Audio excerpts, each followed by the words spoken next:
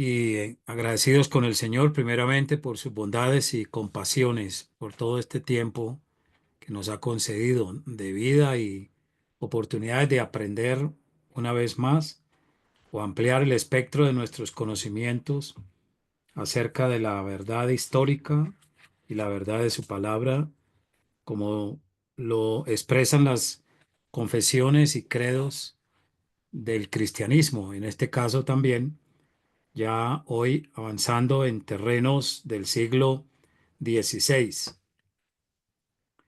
Bueno, tengo aquí una presentación que quiero compartirles para que nos guíe de una forma metódica y mm, como tenemos en el cronograma previsto, tenemos hoy las confesiones de fe que se produjeron en Suiza e Inglaterra en los siglos XVI al XVIII. Confesiones de fe entre los siglos XVI al XVII, disculpen, no XVIII, XVI al XVII, en Suiza e Inglaterra, ¿no? Pero si queremos tener un análisis más eficiente, debemos trajinar un poquito por el terreno histórico, porque efectivamente estas confesiones de fe que se realizaron en el continente europeo y aquellas naciones, ¿no?, que llegaron a salirse de la órbita papal, abrazaron a sangre y fuego la fe reformada, que no es otra cosa sino volver a la Biblia, volver a las Sagradas Escrituras.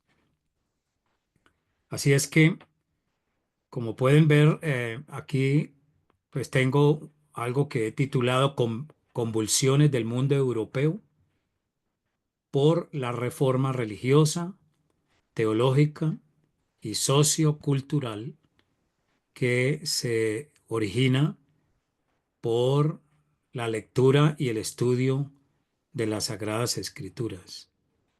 Es decir, se vuelve a la palabra de Dios y se deja de lado la autoridad papal y la iglesia medieval con sus eh, toda su parafernalia sacramental. Y bueno, es muy interesante hacerlo, pero no voy a dar una explicación histórica pormenorizada, porque he creído necesario primero entender que las confesiones de fe que estudiaremos a continuación, a partir del siglo XVI, siglo XVII, pues no surgen en un vacío. Son declaraciones muy detalladas, muy pormenorizadas de la fe cristiana y se abrieron paso en medio de grandes enemigos y muchos dieron su vida. Hubo grandes derramamientos de sangre en Europa a causa de nuestro Señor y Salvador Jesucristo. Entonces, esto es importante observarlo. Bueno, mm, tenemos que existen unas causas que provocaron el nacimiento de la Reforma hacia el siglo XVI, ¿no? Las doctrinas esenciales, como sabemos, fueron la justificación por la fe sola, el sacerdocio universal de todos los creyentes y la infalibilidad y autoridad de la Biblia o sagradas escrituras. En consecuencia, pues, estas son las doctrinas primordiales o esenciales que se produjeron empezando con Martín Lutero, ¿no? A continuación, pues, tenemos que mirar el concepto del pecado personal y esto era lo que más atormentaba a Lutero. Y por ello se desarrolla la doctrina de la justificación por la fe sola en tiempos del siglo XVI, pero no como un desarrollo inicial, nuevo, sino la recuperación de lo que ya se había visto en tiempos de Agustín de Hipona, por ejemplo, y otros padres posapostólicos. Lo que hizo Martín Lutero fue descubrir la, que el justo por la fe vivirá, como dice el apóstol Pablo en su carta a los Romanos, ¿no? 1:16-17. Y esto fue muy significativo para un monje atormentado, como habíamos visto en la última clase. Entonces, esta doctrina de la justificación por la sola fe fue la respuesta más formidable y más especial frente a las angustias religiosas de finales de la Edad Media. Y vamos a notar que prácticamente Europa estaba muy convulsionada, era una especie de caldera que estaba a punto de explotar de manera considerable. Y le precedió o también se dio concomitantemente en aquellos tiempos de la vida de Martín Lutero, de Calvino, de John Knox en Escocia y otros grandes reformadores de primera y segunda generación, hubo unas catástrofes que de esto nos da cuenta la historia. La Guerra de los 100 Años fue una guerra terrible en Europa entre varios reinos. Paraban y volvía a suceder, así más o menos como lo que estaba sucediendo en Gaza, Israel y Hamas y cosas por el estilo, y los que más pagan y sufren son la población civil. La peste negra, la, la peste negra, llamada también peste bubónica, que tomó a Martín Lutero en esos días, y ya habían otras pestes que habían acontecido. Eran frecuentes, porque no había los avances científicos médicos de la medicina que tenemos hoy. Habían hambres frecuentes, había escasez de alimentos, se multiplicaba en grandes masas a nivel nacional en diferentes países. El llamado cisma de Occidente, que comienza en el siglo XIV, va hasta el siglo XV, es decir, el cisma papal, ¿no? Varios, hubo batallas en el Vaticano por el poder y por ocupar la silla de San Pedro. Entre otras catástrofes tenemos el fracaso del Estado de Borgoña en, en Francia, la muerte de Carlos el Temerario, la Guerra de las Dos Rosas, que fueron dos reinos en Inglaterra que se agarraron a pelear y duraron también varios años matándose. Las guerras husitas por las persecuciones a Juan Hus como uno de los prerreformadores. Esto se extendió eh, con lujo de detalles. La Iglesia Católica siguió persiguiendo a todos los que no se conformaban a los dictados autoritarios que la Iglesia Católica elaboró durante toda la Edad Media. Tenemos la amenaza turca. Los musulmanes, al igual que los vándalos, godos y ostrogodos, al principio de la era cristiana, eh, bueno, hasta llegar al año 476 con la invasión final que le puso fin al Imperio Romano en los días mismos de Agustín de Hipona. Los turcos también en esos tiempos de la Reforma tenían ejércitos muy poderosos, ejércitos de más de 2 millones de guerreros, de soldados, podríamos decir, y amenazaban con tomarse toda Europa, los países más representativos del mundo occidental europeo. Entonces, no era fácil lo que se estaba viviendo a nivel social, cultural, económico, político, a nivel clínico, médico, por las pestes que se daban, ¿no? Con mucha frecuencia.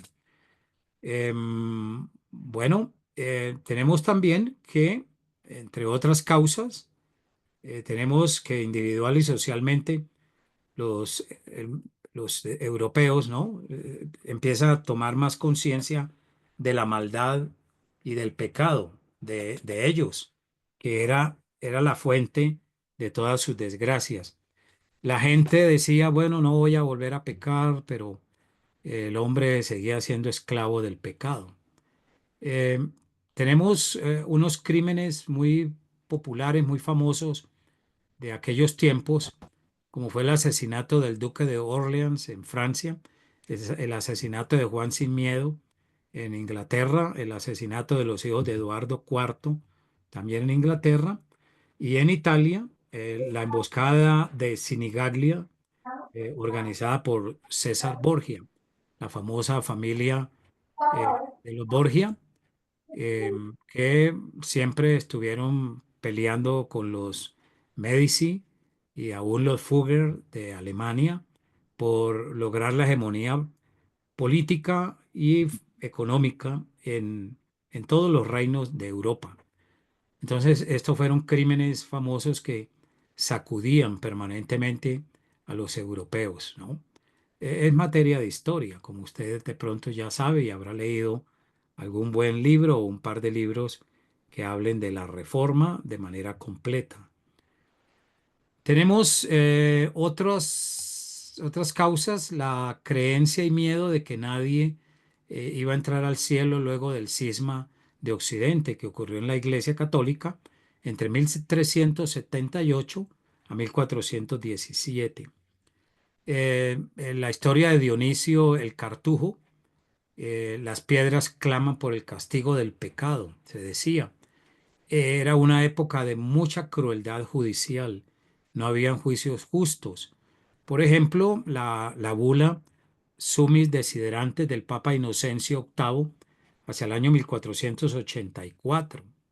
Era la autoridad papal que sacó de este papa o puso en el tapete para perseguir a todas las brujas, a todos los esotéricos, los ocultistas en Europa, pero la mayor parte de muertes la llevaron mujeres y a las que se les acusaba de brujería.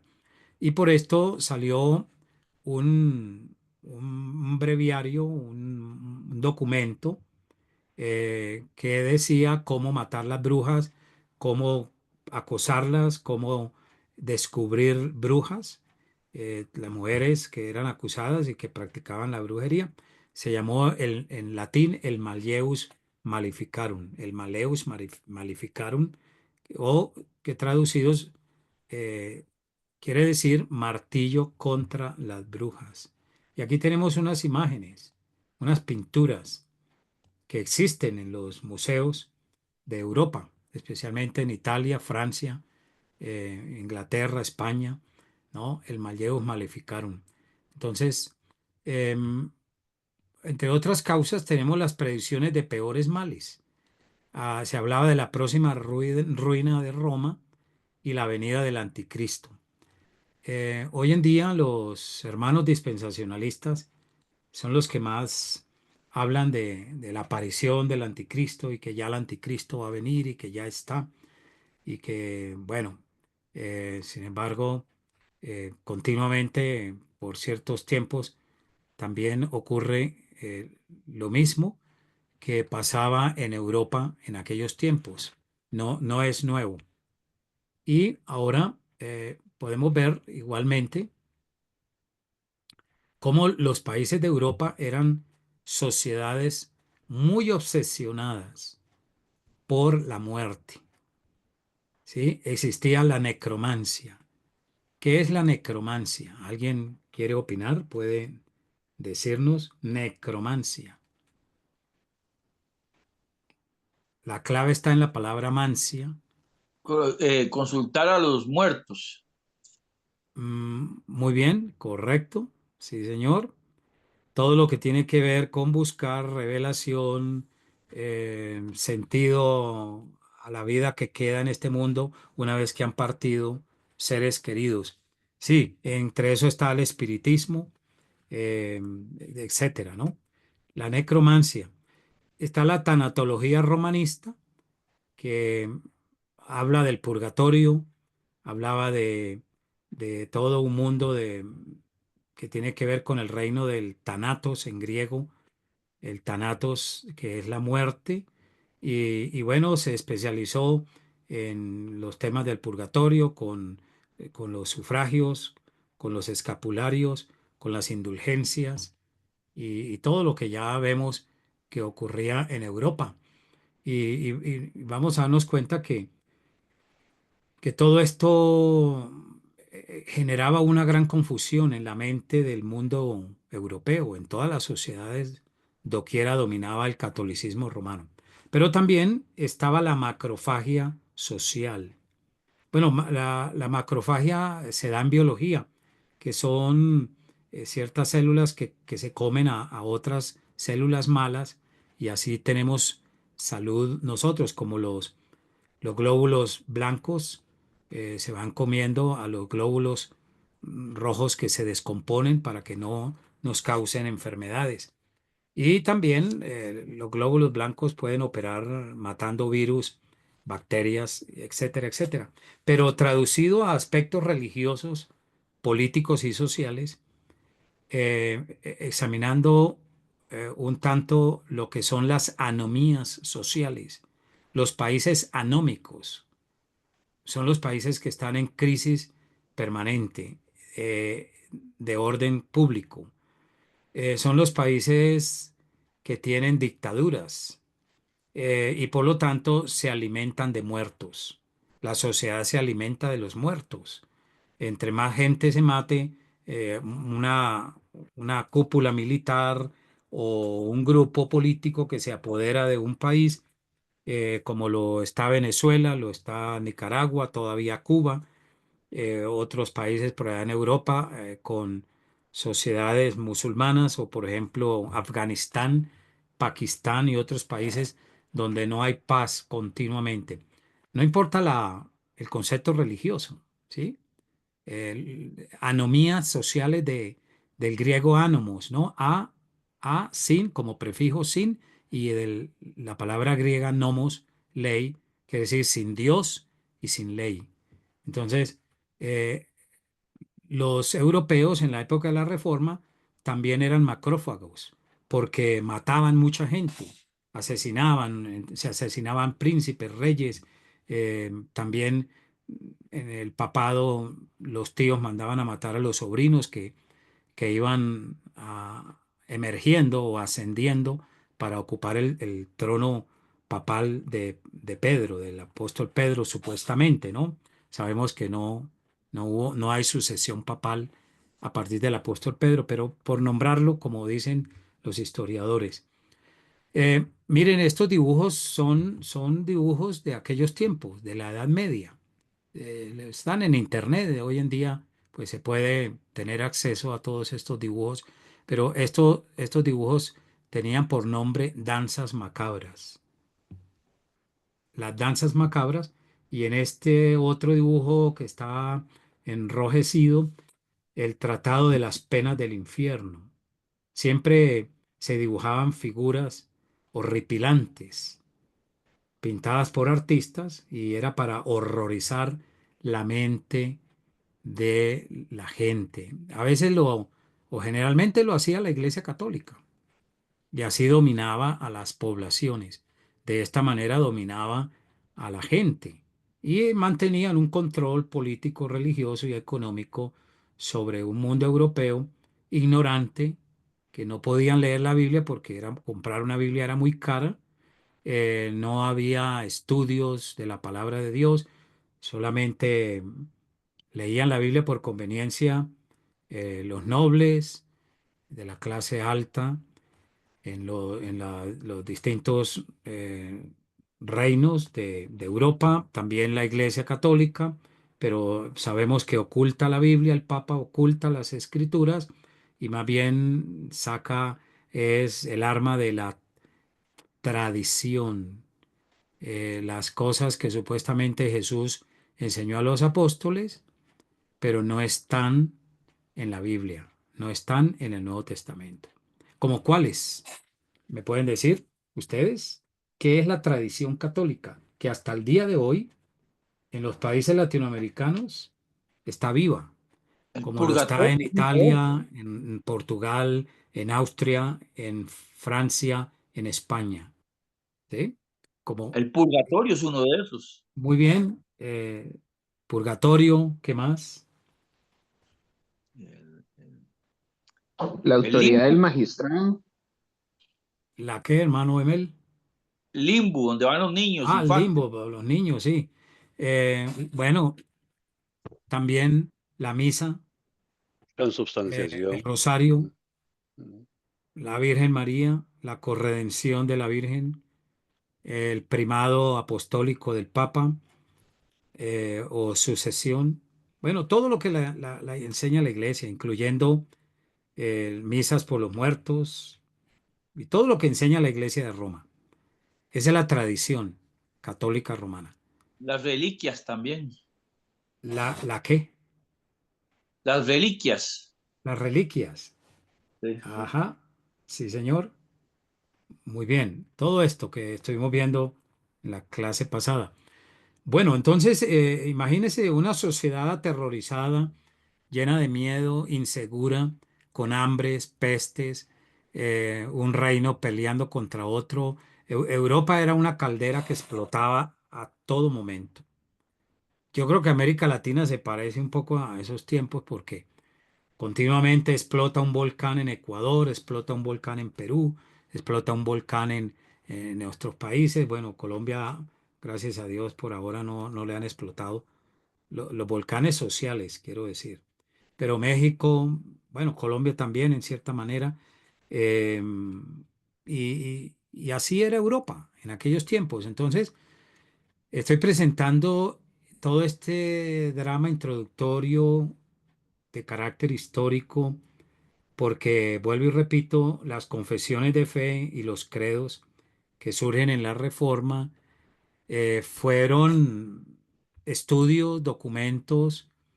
Yo creo que hubo iluminación del Espíritu Santo en la mente de estos hombres que produjeron estas confesiones de fe, como ya empezamos a estudiarlas, sobre todo en Suiza. Suiza fue un país extraordinario en esto. Y luego sigue Inglaterra, está la misma Alemania, eh, Holanda o Países Bajos, y así otros, muchos países más, ¿no? Pero pagaron con sangre, sangre y fuego, poder sacar adelante la fe reformada, la fe bíblica. Entonces, bueno, esto no fue fácil. Nosotros somos herederos de esa sangre que se derramó en Europa en aquellos tiempos. No más, piensen en la noche de San Bartolomé del 2 de abril de 1576, planeado por una madre, una mujer, la reina Catalina, que era de la familia de los Médicis, pero estaba emparentada con franceses y para no dejar subir a los hugonotes al poder que querían eh, llevar adelante la fe reformada en Francia, se dice, ¿no? Más o menos mueren 250.000 hugonotes cristianos evangélicos en toda Francia, no durante una noche, no solamente durante una noche. Comenzó en la noche de San Bartolomé, pero luego fueron existiendo exterminios sistemáticos en toda Francia durante aproximadamente 2 años y hasta que eliminan prácticamente la fe reformada de Francia. Bueno, aquí tenemos otro cuadro alusivo muy popular, muy famoso, pintado en aquellos tiempos de la Edad Media tardía. Es el cuadro alusivo al terror y pánico a la muerte por parte de los europeos. ¿Sí? Esto son pinturas que existen en los museos de Europa. De pronto usted ha podido ir a Italia, a Francia, si ha ido al Louvre, bueno, al Louvre de Francia, al museo, allí en París, allí se encuentran todas estas pinturas, ¿no? Hay réplicas en Italia, en España, en varios países. Los originales se los pelean Italia y Francia. Entonces, es muy interesante poder ver estos asuntos. Había un asunto, el Ars Moriendi, el arte del moribundo, y el libro era un libro que hablaba del combate del moribundo rodeado de demonios para no blasfemar en el momento de estar agonizando, y ángeles de Dios que animaban al moribundo a no desfallecer. Aquí tenemos unas pinturas también de la forma como pintaban los artistas en aquellos tiempos, estas escenas reales, ¿no? Que ocurría en los moribundos.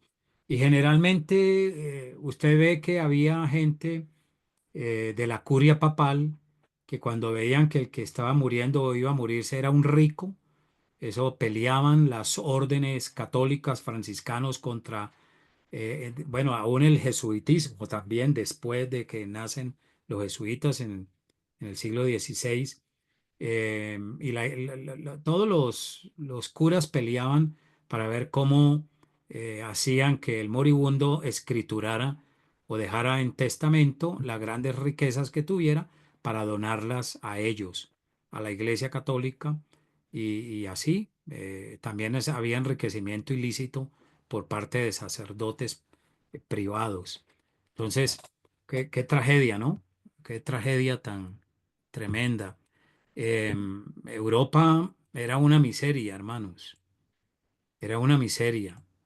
Lo que hoy es el mundo se lo debe a la reforma, a la palabra de Dios, ¿sí? A la palabra de Dios, a cómo, por eso las confesiones de fe y credos, aún de la reforma, son valiosos y vitales, porque es donde se plasma a manera de resumen, se plasma la fe bíblica. Bien. Bueno, tenemos los baluartes contra la muerte. ¿Qué se hacía para contrarrestar la muerte terrena y la muerte eterna? Bueno, se enseñaba a refugiarse en la Virgen. Eso era todo. Protegía del infierno la Virgen. Y se coleccionaban milagros de Nuestra Señora de Jean Mielot, secretario de Felipe el Bueno en 1456. Contribuyó al culto de la Virgen de la Misericordia. Y note usted que América Latina está viva en todo esto. Sigue igual, ¿no? Sigue igual. Entonces, les parecería importante y útil que, así como ha titulado el hermano Guillermo su boletín teológico que imprime la CLIR, eh, Reforma siglo XXI, Dios quiera, ¿no? Que hubiera un despertar muy poderoso de la fe reformada y afectara la vida cultural, política y social de nuestros países, trayendo gloria a Dios, la honra al Señor y un conocimiento de las escrituras más preciso para el mundo católico, para un mundo que hoy se estima es, está dentro de un humanismo secular y al mismo tiempo lo llaman progresismo.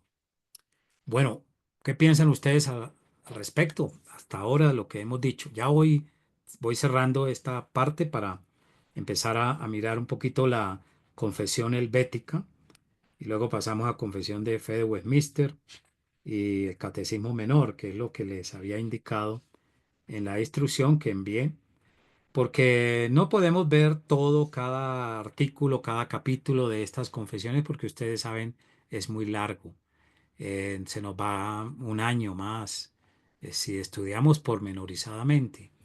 Lo bueno es que ustedes ya han estudiado esto también y conocen el contenido de estas confesiones, como las tres próximas que veremos, en la próxima clase. Bueno, ¿cómo les ha parecido estos análisis hasta ahora que he presentado? Me encantaría oír comentarios o preguntas o inquietudes al respecto.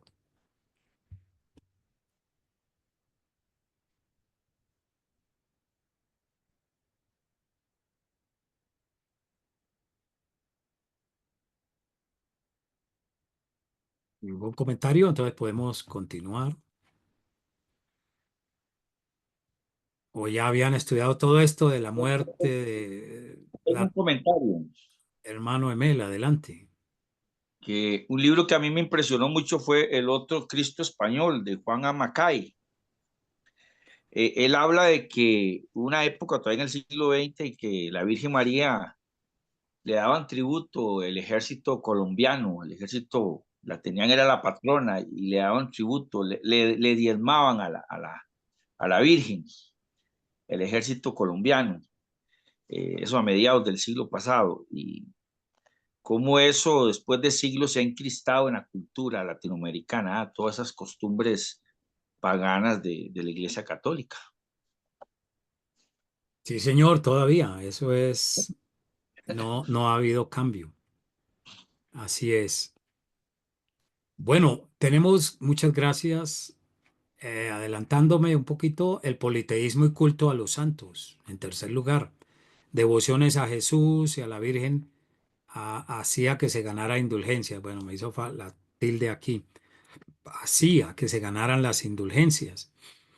Y bueno, habían indulgencias plenarias e indulgencias parciales, pero todo eso costaba mucho dinero, ¿no? Salvarse era muy costoso en los tiempos de al final de la Edad Media, que allí se ve la obra de Dios avivando su misericordia, dando a Europa y al mundo una restauración de la palabra de Dios. Sí, muy, muy interesante. Asimismo, el Dies Irae, el día de la ira, el día de la ira de Dios, el hombre frente a su juez, ni virgen ni santos pueden ayudarle. Entonces, esto era terrible, no había forma de escapar del juicio de Dios. La gente no sabía cómo escapar de ello. Las indulgencias no satisfacían, era muy costoso, solo lo podían pagar los reyes, los príncipes, los nobles, los ricos, pero eso era una mentira. Eso fue lo que enriqueció las arcas del Vaticano hasta hoy en día, ¿no? Con eso se construyó la Catedral de San Pedro actual, a donde hace la misa los papas cada domingo y la celebran para todo el mundo. La sacan ahora por las redes sociales, por Facebook, por todos los medios de Internet. Entonces, mira que la doctrina de la justificación por la sola fe del Martín Lutero fue la respuesta a este gran poema desgarrador del mundo europeo. La gente no sabía qué hacer. Por ello, estos Uy, preparativos, mucho. ¿alguien quiere opinar? Adelante. Bueno, este mundo que Dios permitió que se desarrollara en su providencia, hizo que eh, prácticamente la, la obra de Martín Lutero fuera exitosa. Hizo que la reforma saliera a flote. No fue una revolución, vuelvo y reitero. La Iglesia Católica le está diciendo al mundo que fue una revolución y por eso los hermanos separados, que ya no nos llaman herejes, quieren que volvamos a la Iglesia Católica. En cuarto lugar, las indulgencias. Como ya hemos hablado un poquito, eh, esto fue un éxito extraordinario de toda la Iglesia durante la Edad Media y los pagos en ferias durante la época de Lutero. Incluso Cristóbal Colón, que está hacia, en plena época, ¿no? En plena época de la Reforma también. un poquito antes, pero era, digamos, una especie de precursor para, para el descubrimiento de América. Si América fue descubierto en 1492, Lutero clavó las 95 tesis allí en el castillo, en la puerta de la Universidad de Wittenberg. Pues no pasaron muchos años, ¿no? Entre el descubrimiento de América y la publicación de las tesis de Lutero. Colón estaba imbuido, estaba afectado de manera profunda, a manera de convicción, y mire lo que dijo lo que dijo, perdón, Cristóbal Colón. El oro es el tesoro, y quien lo posee tiene todo lo que necesita en este mundo, como tiene también el medio de rescatar las almas del purgatorio y de enviarlas al cielo. Interesante, ¿no? Bueno, si usted tiene oro, llega a tener 5 kilos de oro, usted es rico, hermano, en este tiempo, porque cada gramo de oro ahora cuesta, bueno, no recuerdo ahora en dólares, pero en pesos colombianos son 340.000 pesos colombianos. Creo que, a ver, en dólares, bueno, ya se subió mucho el oro, y quien haya acumulado oro durante 15 años y hoy tiene 1 kilo o 2 kilos de oro, puede comprarse sus dos buenas casas, dos buenos carros y vivir cómodamente al precio en que está el oro hoy. Entonces, el oro también era el metal más preciado y más buscado. Y ante eso, España lo descubre aquí en América y empieza a llevarlo a Europa. Y por eso España sale de un ostracismo cultural y llega a ser rica en poco tiempo. Pero luego derrocharon. Hubo un derroche increíble por parte de los españoles y vuelven y se empobrecen, ¿no? Bueno, las dudas y temores del pueblo contribuyeron al éxito de Lutero. Esto me parece interesante que lo examinemos y lo discutamos en unos 3 minutos. ¿Cree usted que el escenario histórico que permitió la providencia de Dios, o sea, Dios prepara la reforma, pero permitiendo todo ese lastre de cosas lamentables y tristes que se vivían en Europa, sobre todo que la gente no tenía esperanza, no conocían a Dios? Entonces, les dejo la inquietud para que la examinemos un poquito y así animamos más nuestra clase. ¿Considera usted que todos estos episodios que acabamos de ver, en verdad, preparados por el Señor para que su evangelio tuviera éxito?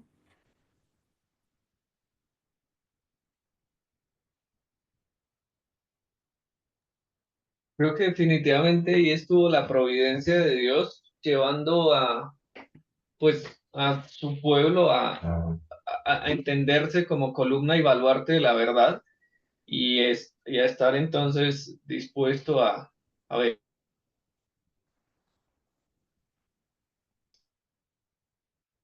Muy bien, hermano Wilson, muchas gracias. ¿Otra opinión?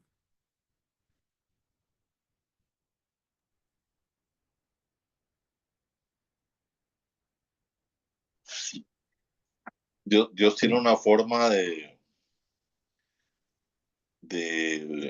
como que en los peores momentos, ¿verdad?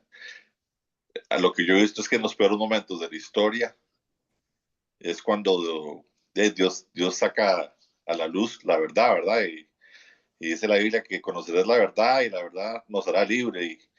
Y por eso es tan importante. Yo creo que esto era crucial en ese momento que todo esto se diera porque y la gente tenía que ver la luz en toda su oscuridad, o sea, tenían que eh, hay esperanza, nada más que la desconocen. Entonces, esto fue como una aclaración. Sí, Una, señor, muy bien, interesante, ¿no? Hermano Eduardo, adelante.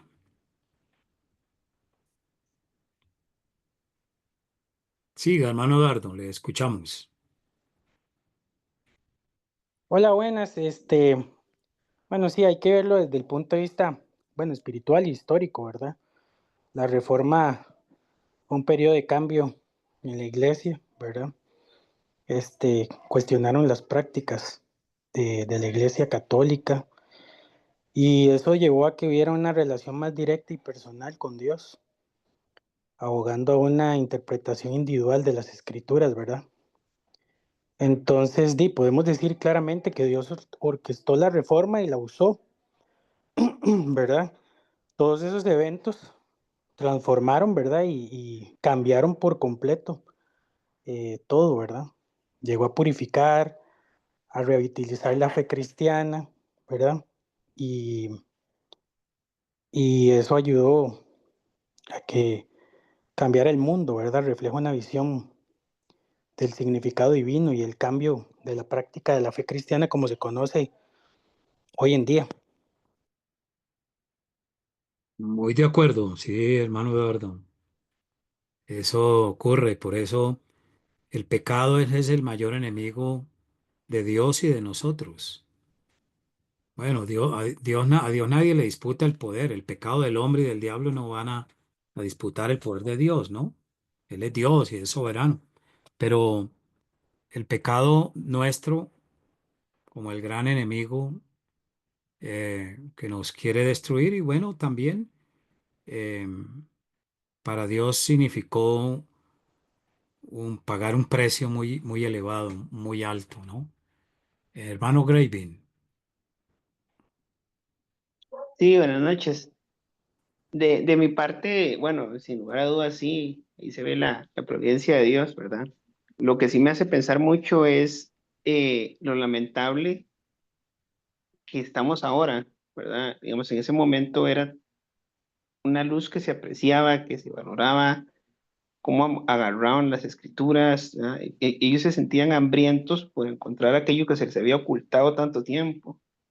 Y ahora nosotros que tenemos esto, ¿verdad? Toda esa lucha y toda esa luz que fue enseñando el Señor a lo largo de la reforma, y como cristianos, conforme fueron pasando los años, como que fuimos perdiendo ese interés o la importancia de todo lo que esto iba generando, hasta llegar ahora prácticamente a una etapa de casi oscurantismo que estamos ahora.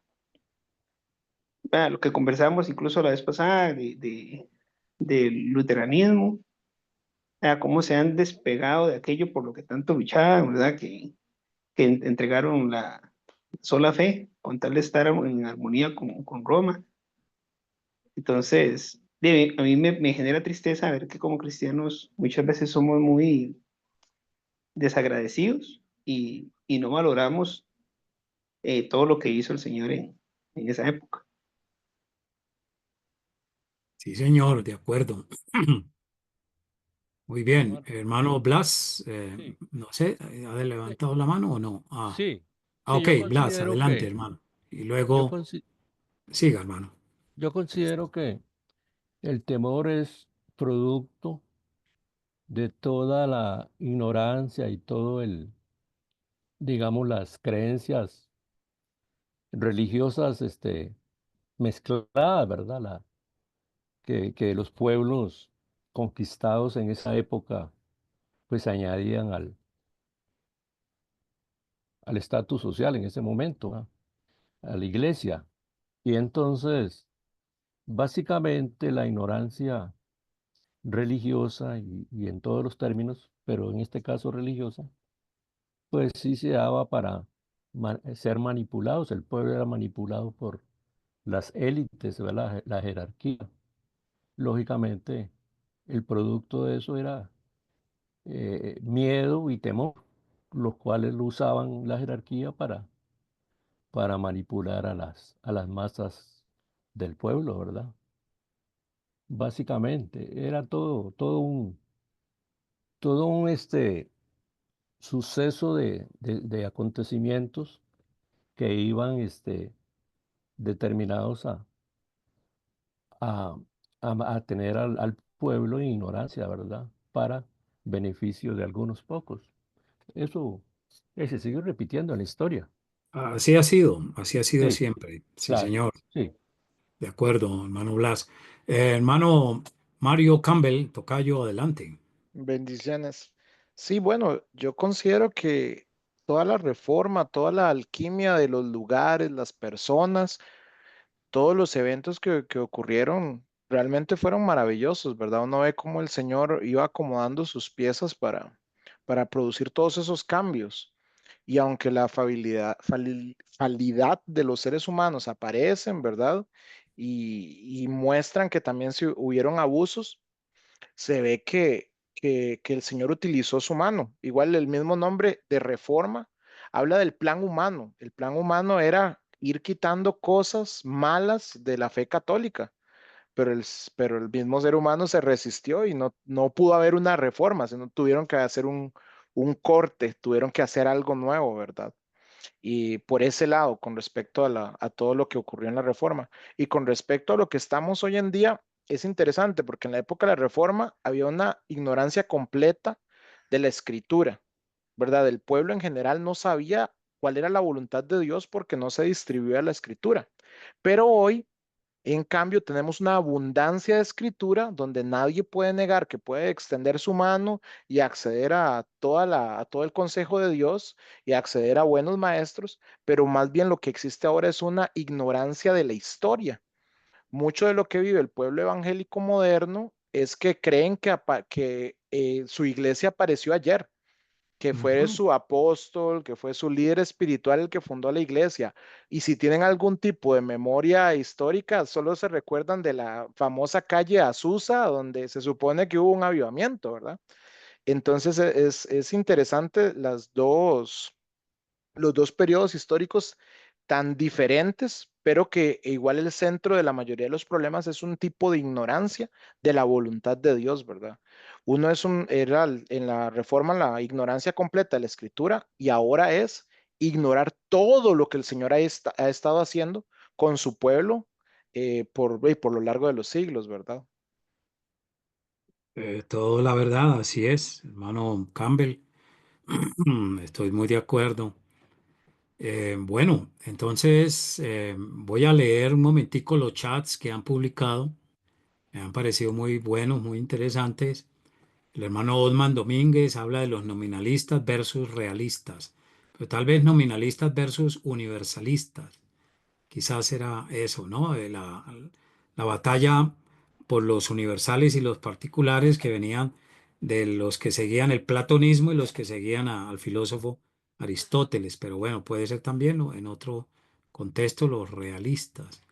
Em, bueno, el hermano Emel habla de los liberales, atribuyen el cambio a Occidente o de Occidente a la Revolución Francesa. Sí, eso es un error, no es cierto.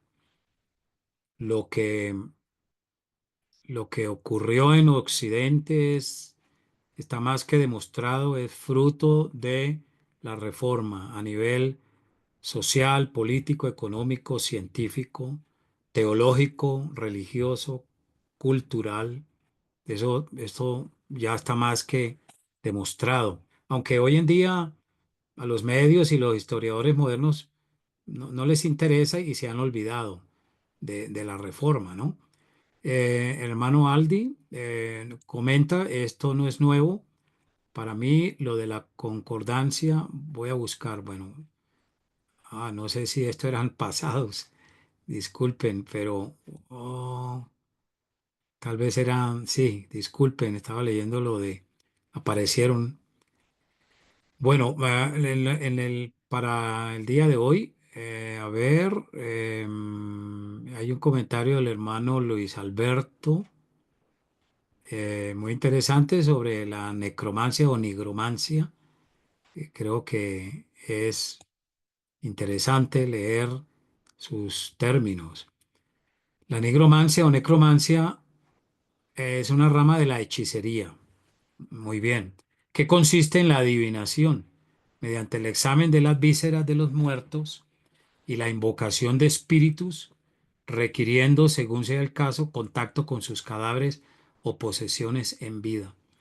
Es la rama de la adivinación que se dedica a conocer el futuro mediante la invocación de espíritus. Es una práctica antigua, común a la tradición mística o sobrenatural de varias culturas, entre ellas la egipcia, mesopotámica, persa, etc. Se ejerce aún en la actualidad y busca el contacto con el otro lado, es decir, el lugar de los muertos. La aruspicina, a su la aruspicina, eso sí no capto ese término, hermano Luis Alberto, ahora nos lo explica. Entre paréntesis, a su practicante se le denomina, bueno, ya, a su practicante se le denomina el arúspice. Era una disciplina adivinatoria de la antigua Roma, que también pretendía adivinar el porvenir a través del examen de las vísceras. Pero a diferencia de la nigromancia, se centraba en las entrañas de los animales inmolados en honor a algún dios. Terrible, ¿no? Tremendo. Creo que había algo de esto entre los aztecas y los indígenas a la llegada de los españoles. Bueno, era mucho sacrificio humano, ¿no? Em, entonces, en este boletín que se va a publicar en este mes de abril, escribí un artículo de mi libro América Latina, vieja, inmoral y fracasada, que más adelante espero, si Dios me permite y CLIR lo quiere, será publicado. Son 2 volúmenes, 2 tomos. Es un tratado de antropología cultural que vengo trabajando hace 20 años. Bueno, perdonen el paréntesis del comentario. Muy bien, me parece muy interesante. Gracias, hermano Luis Alberto, por compartir esto más extensamente y más profundo. Ok, entonces, continuando con nuestro análisis, tenemos a continuación, mire, quiero que observen este mapa muy bien. Aquí hay 3 epicentros de 3 grandes terremotos que aglutinan a las zonas de dominio católico, luterano, calvinista, anglicano. Está el Concilio de Trento, el área de los disturbios religiosos y el área de expansión de todo lo que se genera con la Biblia, todo lo que generó el mensaje bíblico descubierto por este monje, Martín Lutero. eh, lo llamaba León X, el cerdo, el jabalí, que estaba dañando la viña del Señor. Pero yo lo veo también como epicentros de terremotos, porque la verdad, los países donde más caló la reforma y se defendió a muerte fue Escocia, los escoceses, Inglaterra, a la mitad del país, más o menos. Pero por este lado derecho tenemos a Alemania, tenemos asimismo a los holandeses, a los Países Bajos, una de las grandes y buenas cunas de la Reforma. Pero también tenemos a Suiza, que fue una de las grandes cunas fuertes de la Reforma. Entonces, prácticamente son 4: Escocia, Inglaterra, Alemania y Suiza. Y Holanda también, ¿no? Pero hay una irrigación por toda Europa, llega hasta España, pero en España, eh, Felipe II, especialmente el hijo de Carlos V, el emperador, era español, tenía como 3 nacionalidades, era español, alemán y enrasado también con nobleza francesa. Entonces llegó a ser el emperador de toda Europa, pero su hijo, Felipe II especialmente, ahoga la reforma en España y luego aquí en América Latina. En América Latina, usando la Inquisición, bueno, unido con la Iglesia Católica, ¿no? Porque eran los 2 poderes, el religioso y el político, a través de la fuerza de las armas, logran erradicar o no dejaron entrar la reforma tan temprano como en el siglo XVII, el mismo siglo XVI, porque Juan Calvino envía hugonotes a Brasil en pleno siglo XVI y abrieron iglesias presbiterianas, iglesias reformadas. Y así en Panamá, antes era Colombia, o sea que Colombia tenía frontera con Costa Rica en el siglo XIX. Bueno, hubo en Miami, en la Florida, muchos territorios vinieron europeos trayendo Biblias y querían sembrar la reforma, pero la Iglesia Católica extermina a todas estas colonias. Bueno, era interesante el mapa y quería que lo observaran, las distintas zonas, incluyendo el dominio católico todavía, ¿no? Que es la parte amarilla. Entonces, yo con el mayor agrado estaré enviándoles estas imágenes, estas diapositivas para, si las quiere usar, puede hacerlo libremente. Entrando a Suiza, que nos corresponde ver un poquito lo que significó el descubrimiento de la palabra de Dios en territorio suizo. Está en primer lugar hacia el año 1528 las conclusiones de Berna, ¿sí? Que son 10. Y esto ya se da como resultado de una disputa teológica entre católicos y protestantes en Berna. Y ocurrió allí en Suiza en el año 1528. Bueno, todo esto marcó un instante muy importante en la reforma protestante en este país y en este debate en que se enfrentaban protestantes contra católicos. Hubo por el lado protestante o reformado un señor llamado Juan Ecolampadio y Wolfgang Capito.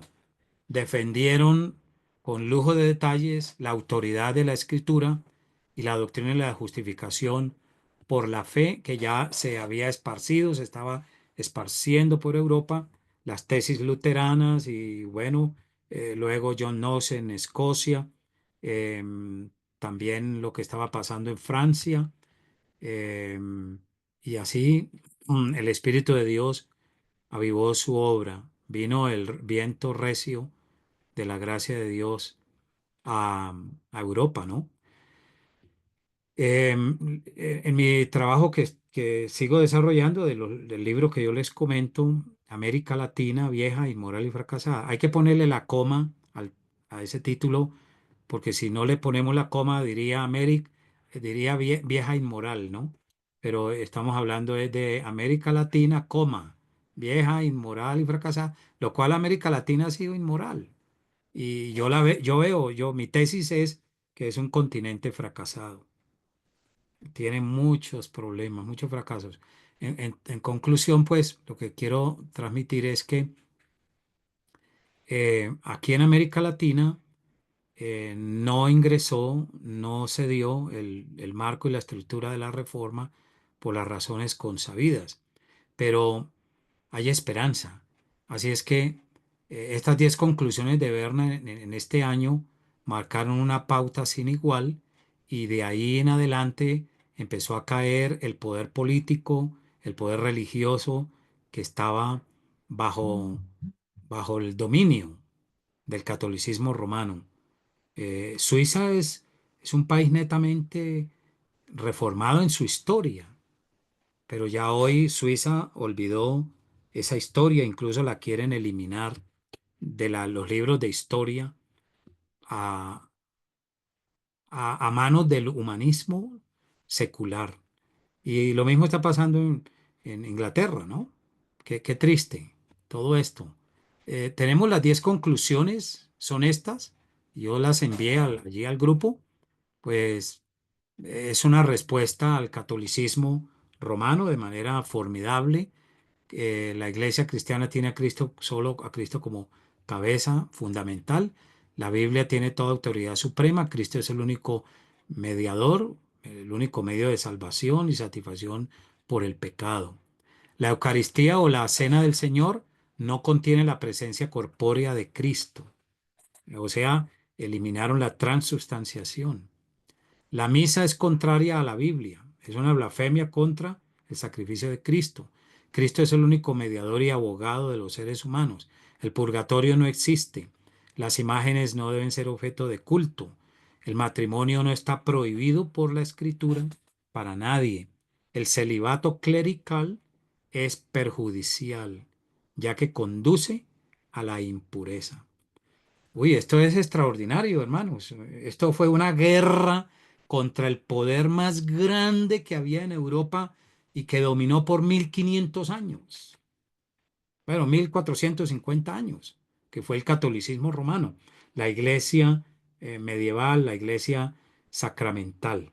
Entonces, esa gran estructura empezó a ser derribada por el poder de Dios. Mira, mira la importancia de que haya siempre hombres y mujeres. Bueno, en este caso hombres, Dios llamó a los hombres al ministerio, las mujeres también, pero en otro aspecto, ¿no? Un apoyo, pero siempre debe haber hombres preparados porque Dios nunca llama a su obra a los perezosos, a los ignorantes. Dios nunca llama a personas que no tengan, que Dios les ha dotado a sí mismos con capacidades morales, intelectuales y con capacidades de desarrollar conocimiento. ¿Sí? Nosotros somos muy sencillos, muy humildes. No vamos a ser un Calvino ni un Lutero, pero en el pequeño terreno donde Dios nos ha puesto, tenemos que cumplir fielmente la labor que Dios nos encomendó y ser fieles hasta la muerte. ¿Sí? Eso es importante. Quizás Dios, no sé, levante a algunos en América Latina, en Costa Rica, en Centroamérica, aquí en Sudamérica. eh, Levantará a Dios en su misericordia para bendecir a este continente latinoamericano. Hermano Irving Romero, adelante. Buenas noches, profesor. Una pregunta. Ahí cuando en las conclusiones habla acerca de que la misa es una blasfemia, ¿cuál es como el trasfondo, verdad? Que ellos utilizaban, digamos, como para decir eso, ¿verdad? Que la misa era una blasfemia. O sea, ¿cuál era como la explicación o qué era lo malo que tenía la misa para que se llamara blasfemia? Bueno, estuvimos mirando eso en la última clase hace 15 días, pero es que el problema es que la Iglesia Católica Romana iguala el sacrificio incruento de la misa, le da el mismo valor, la misma profundidad que al sacrificio único e irrepetible de nuestro Señor Jesucristo en la cruz del Calvario. Prácticamente el que va a misa no necesita el sacrificio de Cristo, porque la Iglesia se lo repite. La Iglesia Católica lo vuelve a realizar a través de la hostia sin derramar sangre. O sea que suplanta, hay una suplantación del sacrificio de Cristo hecho una vez y para siempre. Y para ello estuvimos mirando un poco, estimado hermano, la carta a Hebreos capítulos 9 y 10. Allí Sí, cierto, ya se lo habla recordé. Ujú. de cómo la Iglesia Católica destruye de verdad el sacrificio de Cristo. Y por eso Lutero lo llamó también un sacrilegio. Exactamente. Muy bien. Entonces tenemos la primera confesión helvética de 1536, ¿no? Esa confesión también era la segunda confesión de Basilea, pero se conoce como la primera confesión helvética y es una confesión conjunta de la Confederación Germanófona, o sea que influyó mucho Alemania, influyeron los luteranos, pero realmente no estuvieron los suizos contentos. Los suizos, como estaban organizados políticamente, es decir, en ese momento religión y política iban de la mano, estaban unidos. El príncipe, los nobles decían sí o no, pero ellos, los príncipes, buscaban a teólogos, buscaban gente de Dios que preparara las confesiones de fe, los documentos. Entonces, ahí en los documentos enviados, en esa primera confesión helvética, em, sobre todo los suizos en esta primera confesión, bueno, tuvieron problemas con Lutero en relación a la Santa Cena o la Cena del Señor, porque Lutero, como sabemos, él afirma la consubstanciación. abandona la transubstanciación, pero Lutero se quedó a medio camino entre Roma y la Reforma en ese punto de la cena del Señor. ¿Alguien de ustedes quiere, por favor, si tiene fresco la idea, nos quiere explicar de qué consiste la consubstanciación? No se convierte la hostia en cuerpo y sangre de Cristo, literal, de una manera mágica, como dice la fórmula católica en latín, ex opere operato. En virtud del mismo sacramento se convierte literalmente en cuerpo y sangre.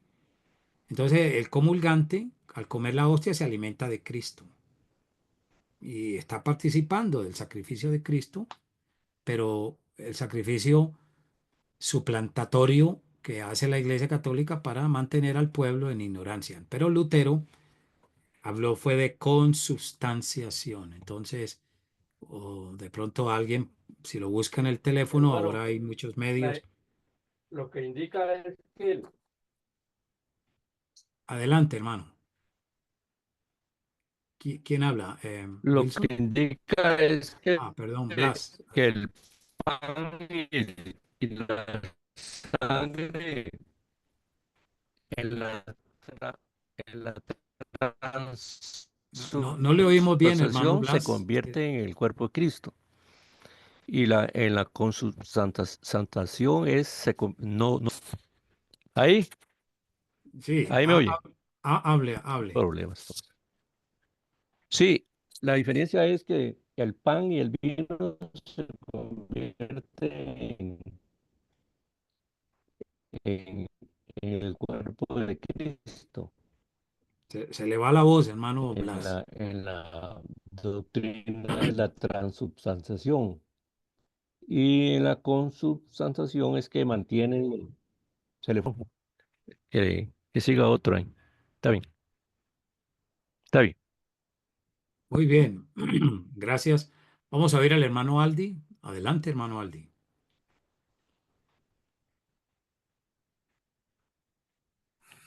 Buenas noches. No, que estaba, sí, justamente estaba leyendo por aquí que lo que es la consubstanciación tiene que ver con que la sustancia del cuerpo de Cristo y la sangre coexisten con el pan y el vino.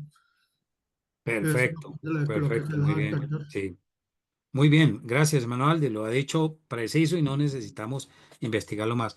Es una coincidencia, una consubstanciación, ¿no? Pero no se mezcla, pero está allí presente el cuerpo y la sangre de Cristo, pero no se transustancia. Entonces, a eso se le llamó consustanciación. Esa fórmula fue rechazada por la primera confesión helvética y los suizos o helvéticos no aceptaron de buena gana las formulaciones luteranas, ¿no? Porque recordemos a Ulrico Zwinglio, que era suizo y pues él también habló solo de un memorial, pero Calvino añade que hay una presencia espiritual, no corporal directa en el pan y el vino. Hay una presencia espiritual en la vida del creyente, no en sí misma en el pan y en el vino. Pero Calvino une todo esto para decir que el comer el pan y beber la copa, esencialmente hay un alimento espiritual por medio de la palabra y sin embargo hay una presencia especial del Señor por su Espíritu Santo en la vida de nosotros los creyentes, ¿no? Bueno, entonces esto es muy interesante ver todo esto. Bueno, y así por el estilo. Llegamos a la segunda confesión helvética, de la de 1566. La primera fue en 1536, 30 años después. La segunda confesión, un documento, ¿no? Muy importante, reformado, pero un hombre de poder político encarga prácticamente a Henry Bullinger a que la redacte. Y esto la aceptó prácticamente toda la iglesia reformada en Suiza y se convirtió en el pilar fundamental de la teología reformada. El emperador Maximiliano II convocó una dieta en Habsburgo el 14 de enero de 1566 y como el elector palatino Federico III, que había abandonado a los luteranos, se pasó al calvinismo, le pidió a Bullinger que elaborara esta segunda confesión helvética. ¿Qué tal si no hay gente preparada para llevar adelante todo este documento que son sencillos en el fondo, pero muy contundentes? Entonces, Dios siempre no va a necesitar, Dios quiere usar hombres preparados en la gracia de Dios, mujeres también, obviamente, en su terreno, obviamente, bíblicamente también. No obstante, yo sí creo que hoy, en estos tiempos, la gracia de Dios también estará buscando hombres que sean buenos instrumentos, pero definitivamente la fe, cuando es avivada por Dios, afecta toda la cultura de un país, ¿sí?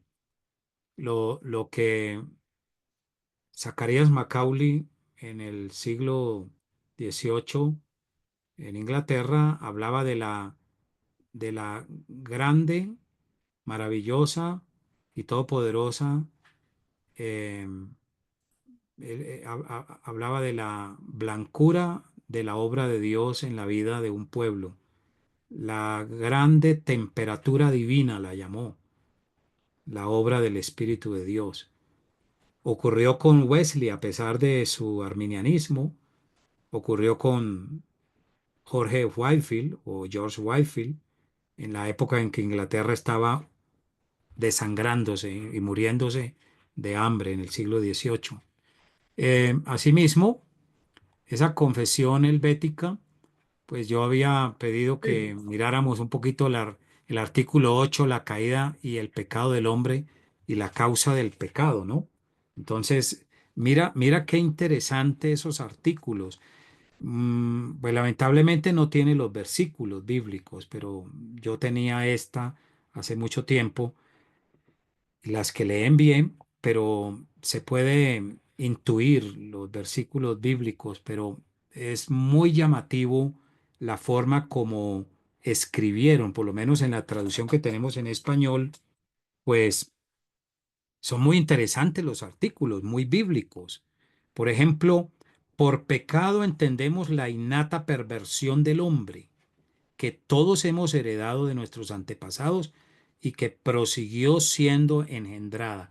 O sea, habla de una condición natural después del pecado. Bueno, hermano Aldi de nuevo había levantado la mano. Cuéntenos, hermano. No, que eso más bien quería preguntar, por eso fue que bajé la mano, más bien que esta confesión, ¿verdad que hay ediciones con las citas, con referencias bíblicas o no? No la he encontrado, hermano Aldi, quisiera hallarla y por eso envié esta, pero yo me imagino que tiene que haber una de pronto en inglés, pero yo he buscado mucho en español y no la he encontrado. Pero si llego a encontrar una, la publico de una vez. ¿Ok? Entonces, mire los apartes que tiene la caída, el pecado, la muerte, el pecado original, los propios pecados. Y a mí me parece que es formidable cómo elaboraron los suizos, basado en la escritura, en esta segunda confesión helvética, lo que presenta, ¿no? Y allí tiene usted el documento y, y sobre todo, ejemplo, Dios no es el causante del pecado y que debe entenderse por endurecimiento. Aclara muy bien la confesión helvética que cuando Dios permite tragedias en un país, es que definitivamente el pecado ha subido a la presencia de Dios y Dios puede o perdonar o puede castigar, permitiendo el endurecimiento del corazón de toda una población que desafía la majestad de Dios Y ese endurecimiento, pues lo confundieron muchos en la época de la Reforma en Suiza, como que Dios era la causa eficiente del pecado del hombre. No, eso es una herejía. Ustedes saben las cuatro causas que elaboró Aristóteles y que las tomó Calvino y las desarrolló en su institución para entender muchas cosas y han sido valiosas. Las, las produjo un pagano, ¿no? Como Aristóteles, aunque era un filósofo muy renombrado y muy importante, pero pagano solo en el sentido de que no conoció la gracia de Dios.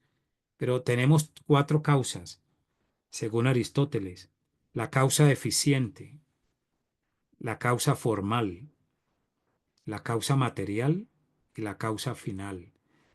Muchos se han equivocado hasta el día de hoy creyendo que Dios es la causa eficiente del mal y del pecado. No, Dios está libre de toda mancha, dice el profeta Habacuc.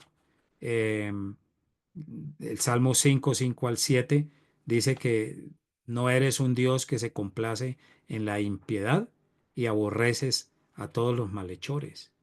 Entonces Dios no es la causa del pecado ni del mal en el ser humano.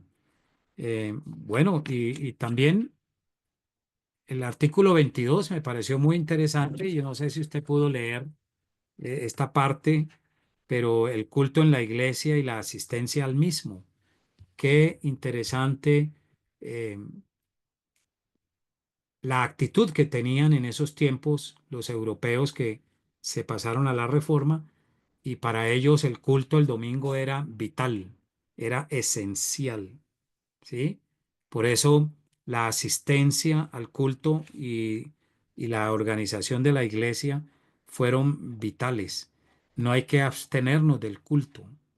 Em, dice la primera parte que aunque a todos les está permitido leer en su casa la Biblia y edificarse recíprocamente en la fe verdadera mediante explicaciones y enseñanzas, son decididamente necesarias las reuniones sacras. Y da cuatro aspectos: predicar al pueblo la palabra de Dios; dos, elevar públicamente súplicas y oraciones; tres, celebrar los sacramentos en debida forma; y cuarto, colectar donativos, diezmos u ofrendas. Entonces, uno puede ver que también tenían el culto público como el centro de la fe para el desarrollo de la vida social. Dice que las reuniones de los fieles no deben celebrarse a escondidas y en secreto, sino pública y regularmente. La fe cristiana no es una fe como la masonería, que hacen todo en secreto. Solamente cuando hay persecución, muerte contra el cristiano, pues la iglesia puede hacer esto de tal manera que no se vea públicamente por el riesgo a ser muertos, como ocurrió durante la época del comunismo, ¿no es cierto? Em, bueno, la humildad, sencillez en que debemos ir al culto. em, Realmente el culto público debe ser el eje central de la vida social de todo creyente. Em, Ellos abogaban por no tener templos lujosos con oro, sino dice la confesión, que el verdadero adorno de las iglesias no consiste en marfil, oro, piedras preciosas, sino en la sencillez, la piedad y las virtudes de quienes están en la casa de Dios. Qué interesante. Todo eso era contra el catolicismo, porque el catolicismo adornaba con oro los templos en Europa, ¿no? Y bueno, hubo un cambio extraordinario porque los ladrillos verdaderamente de las iglesias son los fieles, somos nosotros. No se hizo tanto énfasis en la pompa arquitectónica, aunque sí, dicen ellos, debe conservarse un lugar único hermoso, especial, limpio, aseado para el culto público. Y debe tenerse también en reverencia el lugar donde Dios está presente a través de su Espíritu por la predicación de su palabra. Bueno, el artículo 23, las oraciones, cánticos y los 7 tiempos de la oración, llamadas las horas canónicas. Las horas canónicas eran 7 horas de oración, pero era más rezar el rosario, letanías repetidas. Eso lo eliminaron, ¿no? En la reforma. Y no 7 horas, y al que no orara 7 horas estaba en pecado. No, eso se elimina. Abogan porque haya un lenguaje común, un idioma que todo el mundo conociera, el lenguaje del pueblo. Ustedes saben que los europeos desde todos esos tiempos eh, ya hablaban 3, 4 idiomas, como en el día de hoy, ¿sí? Pero el idioma dominante de cada país debía primar por encima de otros, ¿ok? Entonces, mira que tiene un asunto muy interesante. Y es que en la iglesia debe hacerse todo decentemente y con orden, como dice el apóstol Pablo, y deben echar afuera todas las lenguas extrañas en los cultos. O sea que el hablar en lenguas de los pentecostales en tiempos modernos no, no, no sería viable para ellos, el hablar en lenguas. Eso ocurrió a comienzo de la iglesia primitiva, pero durante toda la Edad Media desaparece hasta que se da en California, en la calle Azusa, con el movimiento pentecostal, ¿no? Bueno, debía haber libertad en las oraciones, eh, una expresión muy clara, muy vívida de la fe en el culto público. Siempre se enfatizó la oración por los que están en el poder político, siguiendo al apóstol Pablo en la primera carta a Timoteo, hacer rogativas, oraciones, peticiones, acciones de gracia por todos los que están en eminencia. Entonces, son artículos muy interesantes, estimados hermanos, y definitivamente se elimina los 7 tiempos o 7 horas canónicas que se debía hacer por todo creyente católico. Eso lo sacan, lo eliminan y prefieren la oración privada y pública solamente, pero no dicen no oraciones largas, tampoco predicaciones demasiado largas, porque de verdad, hermanos, los suizos en esta confesión tienen razón, y una oración demasiado larga apaga el Espíritu Santo. ¿Qué piensan ustedes de esto? Una predicación de 2 horas y media, 3 horas a veces, como hacen en algunas iglesias pentecostales o bautistas. Bueno, yo espero que los bautistas reformados no, pero predicaciones demasiado largas, oraciones muy largas, cantar 10, 15 cánticos, himnos en la iglesia, apaga el Espíritu Santo. ¿Qué piensa usted de esto que menciono? Piense en el cansancio de la gente, en el gasto físico y psicológico de las personas.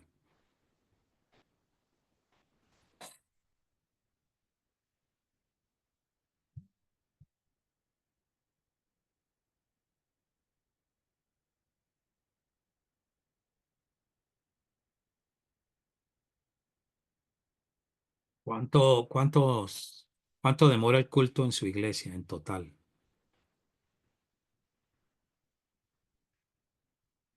Irving, adelante, hermano Irving Romero. Hola, buenas. Bueno, bueno, iba a decir, responder a la pregunta, profe. El culto en la iglesia de nosotros es como de hora y media, más o menos por ahí.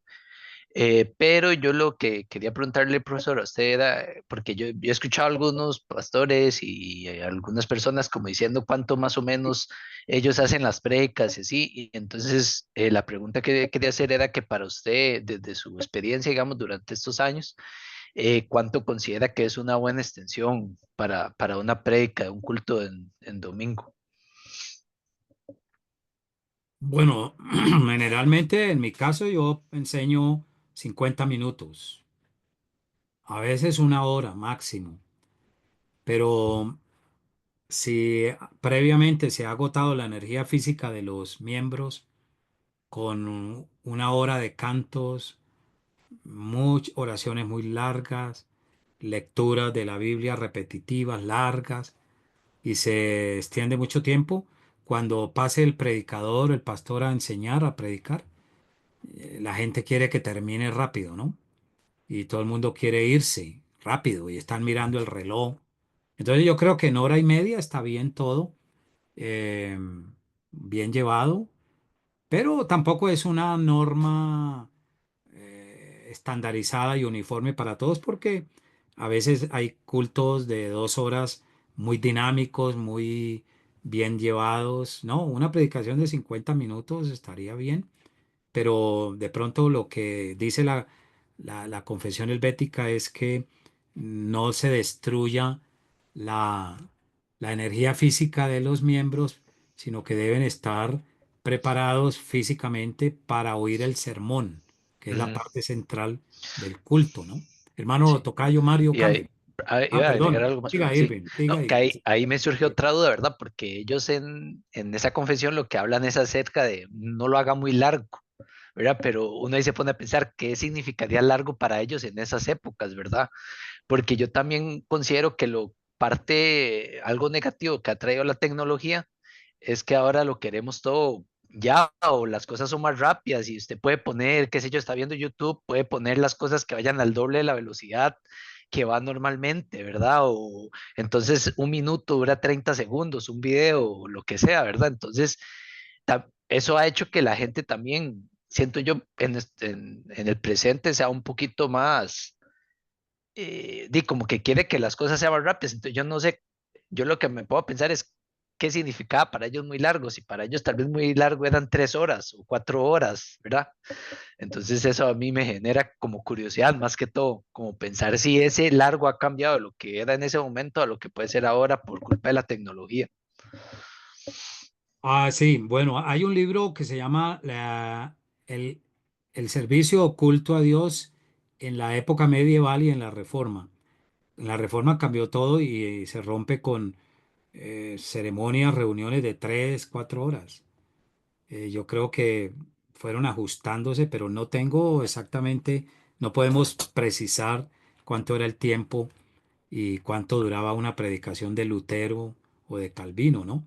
Generalmente yo he sabido que he estudiado como una hora máximo, ¿no? Una hora, hora y media, pero eran ellos, ¿no? A gente muy connotada y, pero bueno, interesante su análisis, hermano Irving, y nos tocaría estudiarlo en otras fuentes.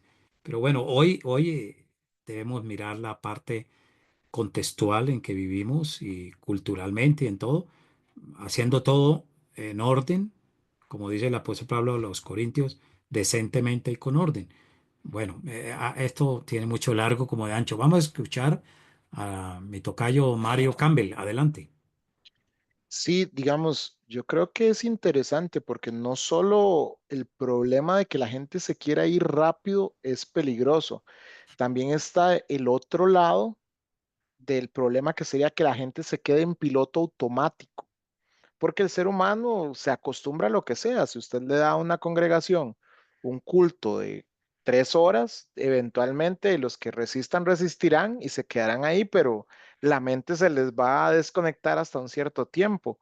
Entonces, sí creo que es muy importante tener un tiempo prudencial donde se pueda exponer la palabra del Señor, pero tampoco creer que es una clase didáctica, ¿verdad? O sea, la predicación no es una conferencia seca, digamos, no es solo Ujú. un conocimiento, no es un dato muerto, sino que hay una revelación de la palabra del Señor, tiene que haber una exposición del mensaje que ya trae la escritura y no creer que por el mucho ahondar en detalles se vaya a exponer mejor, ¿verdad? Porque si uno quisiera, uno podría exponer el texto palabra por palabra, decirle a las personas cuál es su comparación en griego, darles el contexto y ahí uno podría pasar horas. Pero sí, yo creo que hay que tener como ese punto donde realmente se exponga el corazón de la escritura y no obligar a las personas a que se queden como zombies, porque hay personas que son muy resistentes y están ahí sentadas, pero su mente está a kilómetros. Sí, hermano, de acuerdo. Bueno, esto es cuestión de otro análisis, de otro momento, ¿no? Pero mira que en Europa se empieza a diversificar, a dosificar todo para ajustarse a las escrituras. Bueno, en eso cada iglesia es libre y hacerlo lo que mejor se pueda, pero es muy interesante, ¿no? Todos estos análisis que llaman maneras de confesiones, de fe, etcétera, etcétera. Vamos a ir, el último artículo tiene que ver con el matrimonio, el celibato, el matrimonio y el hogar. En la lectura que yo pude hacer, primero que todo, el matrimonio no es una concesión a la debilidad de la carne, como enseña la Iglesia Católica. Es llamativo que en esta confesión se alaba al soltero que puede servir a Dios si no tiene molestia sexual, ¿no? Si tiene don de continencia, dice que, como lo dice el apóstol Pablo, hablando en 1 Corintios 7, que el soltero tiene cuidado de las cosas del Señor. Pero nunca la escritura, en ninguna parte, ni Antiguo ni Nuevo Testamento, recomienda o dice que la condición del celibato es una instancia superior al matrimonio para servir a Dios. No, es preferible que el pastor sea casado, que el siervo de Dios, si Dios lo llama a un ministerio en la iglesia, a dirigir iglesia, a pastorear, sea un hombre casado. Bueno, por otro lado, ellos tuvieron muy claro el concepto de matrimonio, divorcio y nuevo matrimonio. Pues no hay tiempo de discutir, ¿no? Pero el divorcio, obviamente, por las causales que coloca el Señor en los evangelios, sobre todo en Mateo, Marcos y Lucas, los tres sinópticos, pero sí no había una rémora, no había un grillete, una cadena en que se pensaba en la indisolubilidad del matrimonio al estilo católico. El pecado de la infidelidad conyugal, si no había posibilidad de arreglo o abandonaba el hombre a la mujer, se iba con otra mujer, en estas confesiones se da el tema de la libertad ya de una mujer ofendida, como ella como la parte inocente o en el caso de un hombre, eh, podía volver a contraer matrimonio, ¿sí? Con tal de que sea en el Señor, como dice el apóstol Pablo. Y tenían mucho cuidado de que no hubiera matrimonios mixtos. Se recomendaba mucho y es muy atractivo el hecho de que se desarrollaron, como dice la confesión, se desarrollaron jueces para evaluar la situación de cada pareja, jueces canónicos dentro del marco bíblico y del marco muy reformado a nivel suizo. Entonces, esto fue muy, muy, muy interesante. Y estas personas, jueces, ayudaban de manera especial a las parejas. Había mucho aconsejamiento, desarrollo de temas matrimoniales. Entonces, se prohibían los grados de consanguinidad de primer grado y segundo grado de consanguinidad. De pronto entre primos ya se aceptaba como también nosotros lo hacemos. Y tenían un dicho que decía los suizos que dos credos en una misma almohada hacen al diablo morada. Muy interesante la cosa, ¿no? Para controlar los noviazgos mixtos, matrimonios mixtos. Entonces, bueno, se me quedó la Confesión de Fe de Westminster, pero vamos a mirarla un poquito porque guarda relación con la próxima clase. Entonces, la voy a ampliar y vamos a ampliarlo. Tenemos la confesión todos, pero vamos a estudiar también la parte histórica, como envié el documento que les hice llegar, y vamos a tocarla con los tres siguientes documentos que nos compete para la próxima clase. Ok, entonces voy a dejar hasta acá y vamos a hablar, hermanos, del próximo lunes. Yo les escribí hoy, perdonen, hasta hoy. El lunes haremos nuestra clase que no pude llevar a cabo el jueves pasado. Entonces el lunes a las 7 horas Costa Rica, 8 horas Colombia. Vamos a recuperarla y terminamos toda la materia o el curso el jueves 10 de abril, es decir, de hoy en 8 días. Y así terminamos ya todo nuestro curso y espero que podamos terminar muy bien y me acompañen pues en esta próxima clase del lunes 7 de la noche, hora Costa Rica. 8 hora Colombia. ¿Tienen alguna pregunta sobre esto? He dejado esto para el final para que Fernando corte esta parte y edite y la grabación pueda salir sin esta parte. Por eso había dicho previamente que íbamos si hay algún análisis o alguien no puede o tiene alguna pregunta para el lunes especialmente, entonces hermano Aldi, adelante. Lo que ahora que tengo la duda, ya esto nos quedan dos clases. La pregunta es, ¿el examen cómo sería? El examen lo voy a enviar el próximo jueves y van a tener 2 días de viernes y sábado, sábado hasta las 12 de la noche. Doy plazo para enviarlo, es decir, el 12 de abril. El 12 de abril tienen que enviarme el examen contestado a conciencia, lo van a hacer. Es un formato de emparejamiento que yo hago, son 20 preguntas y tiene que unir una con otra y es muy divertido también. Entonces, hasta el próximo sábado 12 de abril a las 12 de la noche el que se pasó un segundo después de las 12 de la noche, ahí sí tenemos todo el rigor, no lo puedo recibir. ¿Sí? Entonces, tenemos 2 días más que suficiente. Gracias por la pregunta, hermano Alde. ¿Alguien más quiere compartir algo? ¿Todos pueden o la gran mayoría para el lunes, hermanos? Durante la reforma, dice hermano Edgar Vindas, la duración de los cultos públicos variaba según la región y la tradición. Ah, muy interesante. Claro, eso así podía ser.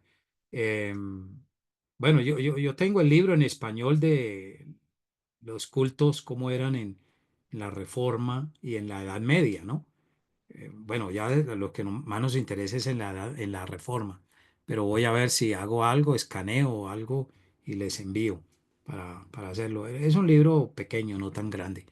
Bien, ¿alguna inquietud más al respecto, hermanos? Em, bueno. Profesor, ¿y las notas de los trabajos que se han enviado hasta el Ah, sí, momento? sí, sí. Ya estoy calificando, se las enviaré y ya la nota con el examen y un pequeño trabajo también que les haré llegar a comienzos de semana o a final de esta semana.